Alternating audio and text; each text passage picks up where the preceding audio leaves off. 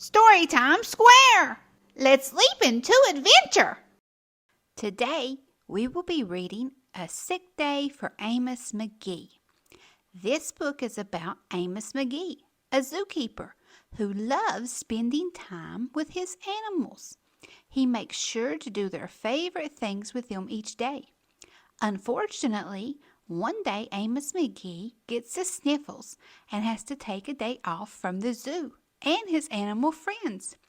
The animals don't know what to do without their best friend, so they decide to visit Amos to cheer him up. Let's read and find out what adventures the animals have in store for their favorite zookeeper. Let's leap into adventure! A Sick Day for Amos McGee, written by Philip C. Steed, illustrated by Aaron E. Steed. Amos McGee was an early riser. Every morning when the alarm clock clanged, he swung his legs out of bed and swapped his pajamas for a fresh pressed uniform. He would wind his watch and set a pot of water to boil, saying to the sugar bowl, "A spoonful for my oatmeal, please, and 2 for my teacup." Belly full and ready for the workday, he'd amble out the door. Every day, Amos waited for the number 5 bus. "Next stop, City Zoo," the bus driver would call. 6 a.m., right on time," he'd reply. Amos had a lot to do at the zoo, but he always made time to visit his good friends. He would play chess with the elephant, who thought and thought before making a move.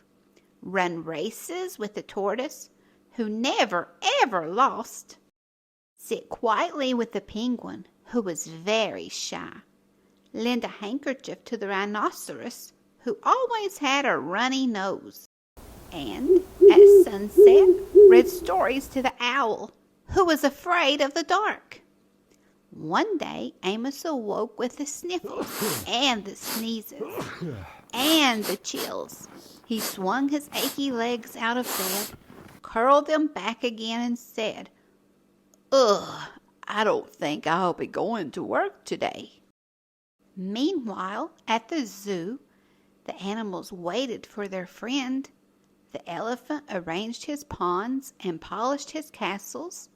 The tortoise stretched his legs and limbered up. The penguin sat patiently all by himself. The rhinoceros worried that his allergies were worsening. The owl perched atop a tall stack of storybooks, scratching his head with concern. "Where is Amos?" the animals wondered. Later that day,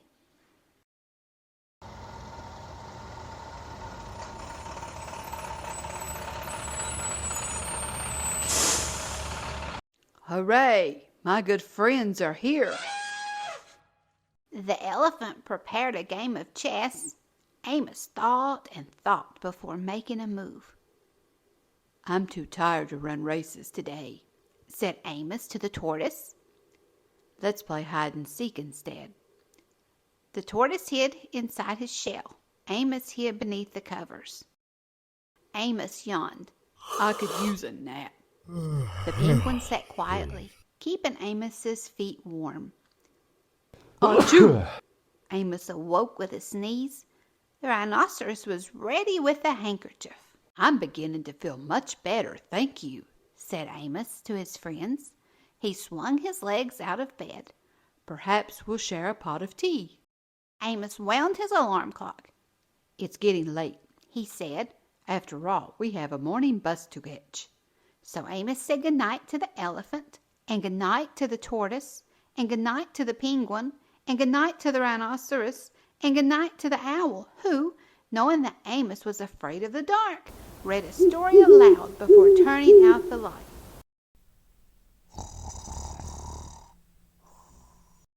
The end! I hope you enjoyed our storytime adventure together. Which of Amos's friends was your favorite? That's my favorite too. Okay, Royal Readers, here is a joke. What happened when the owl lost his voice? He it and give a hoot. Thanks for watching. Please like and subscribe. See you on our next reading adventure. Bye-bye.